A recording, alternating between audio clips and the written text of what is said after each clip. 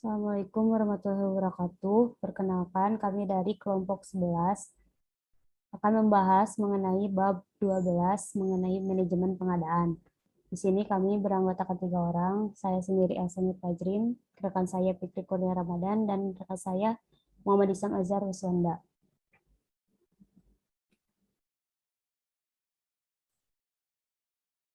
Untuk pertama, manajemen pengadaan. Beberapa pekerjaan akan terasa besar meski pekerjaannya tidak terlalu besar. Itu karena mungkin saja perusahaan Anda tidak memiliki keahlian atau peralatan untuk mengeksekusinya. Saat itu terjadi, perusahaan perlu menggunakan manajemen pengadaan. Selanjutnya ada langkah-langkah manajemen pengadaan. Yang pertama, menemukan penjual yang tepat. Yang kedua, memilih relasi yang tepat. Yang ketiga, memastikan tujuan kontrak terpenuhi. Apabila ketiga langkah tersebut tercapai, maka penyelesaian pekerjaan dalam proyek akan lebih dan kemungkinan sukses menjadi lebih besar. Kemudian ada pengertian kontrak secara garis besar.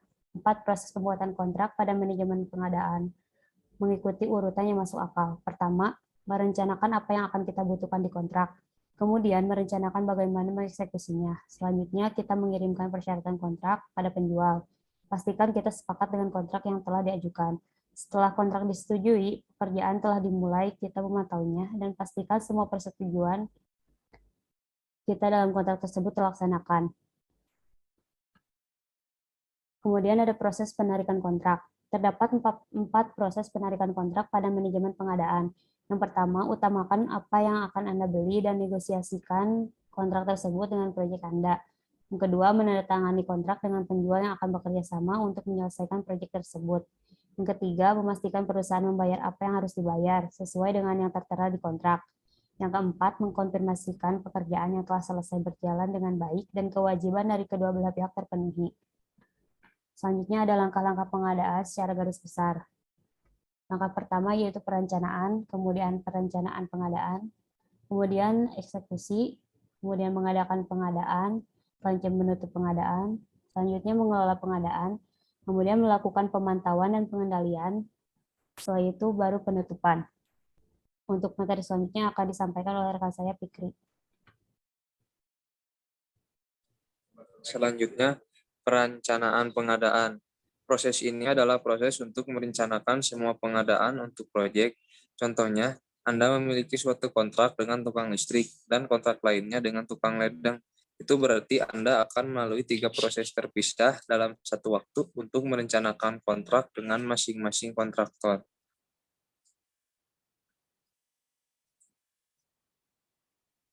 Lalu ada mengadakan pengadaan. Proses ini adalah tentang mendapatkan mitra kontrak potensial tentang proyek dan bagaimana mereka dapat membantu kita. Contohnya, kita mengadakan konferensi penawar dan menemukan penjual yang memenuhi syarat yang dapat melakukan pekerjaan itu. Selanjutnya, kita mengevaluasi semua tanggapan terhadap dokumen pengadaan kita dan menemukan penjual yang paling sesuai dengan kebutuhan kita. Ketika kita menemukannya, kita menandatangani kontrak dan pekerjaan dapat dimulai.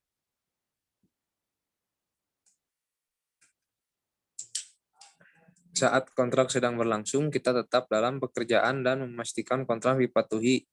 Kita memantau apa yang diproduksi kontraktor dan memastikan semuanya berjalan lancar.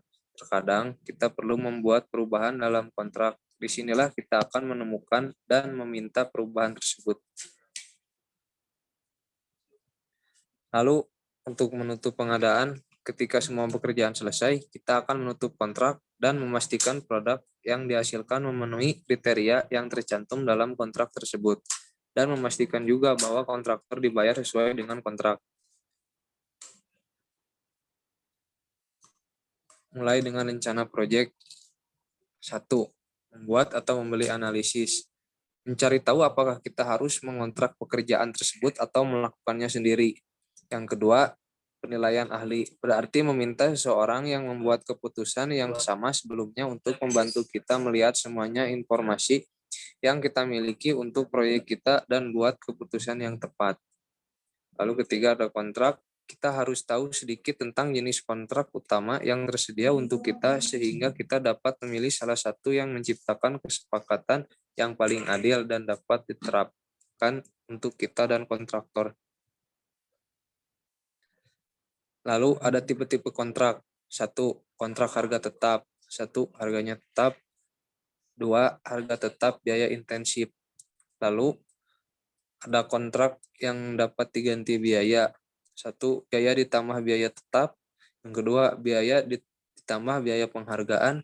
Yang ketiga, biaya ditambah biaya intensif. Ketiga, waktu dan bahan. Untuk selanjutnya akan diteruskan oleh rekan saya, Hisam Ajar. Selanjutnya saya lanjut. Hubungi penjual potensial.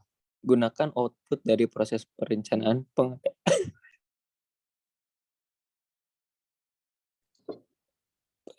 pengadaan untuk menemukan penjual yang tepat. Saat kita melakukan proses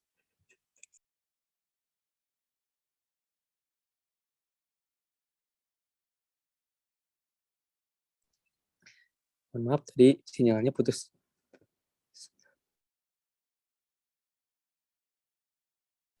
Saat kita melakukan proses pengadaan, kita akan memulai dengan beberapa keluaran yang kita buat di rencana pengadaan.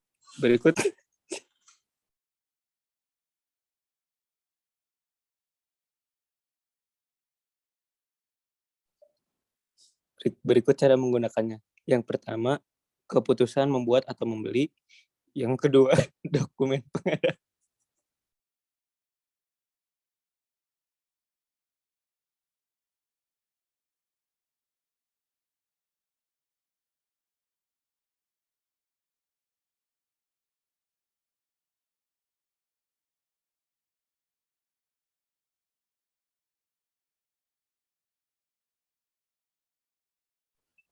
Yang pertama ada keputusan membuat atau membeli. Yang kedua, dokumen pengadaan, permintaan informasi, dan permintaan proposal.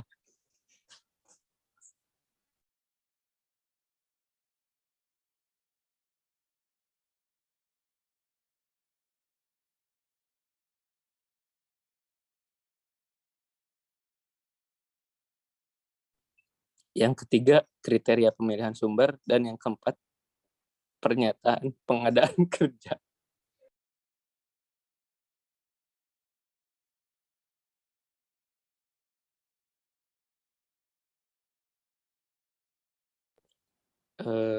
Ini adalah mind map untuk memilih partner bisnis. Yang pertama itu mencari di internet. Yang kedua, periklanan. Ketiga, perkiraan independen. Keempat, teknik evaluasi proposal. Kelima, negosiasi pengadaan. Keenam, penilaian ahli. Dan ketujuh, konferensi penawar.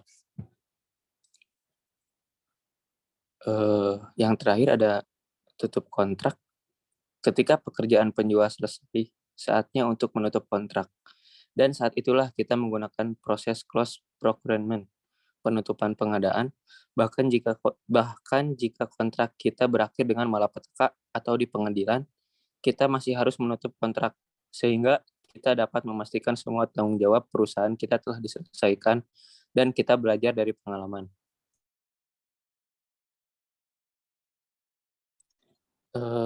Di tutup kontrak itu ada audit pengadaan. Audit pengadaan adalah setelah kita menutup kontrak, kita akan meninggalkan seluruh pekerjaan yang telah terjadi pada kontrak untuk mencari jalan keluar dan pelajaran yang dapat dipetik dari apa saja yang baik dan benar.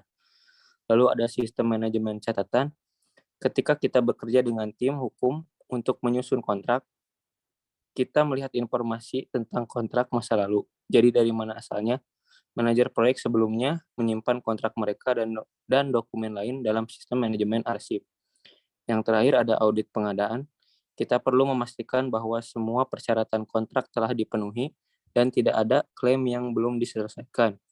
Jika pembeli atau penjual memiliki klaim luar biasa dari hubungan tersebut, mereka perlu diselesaikan terkadang melalui arbitrase hukum atau dalam skenario terburuk di pengadilan. Sekian dan terima kasih presentasi dari kelompok 11. Saya Hisam Ajar, minta pamit undur diri. Terima kasih, Ibu. Wassalamualaikum warahmatullahi wabarakatuh.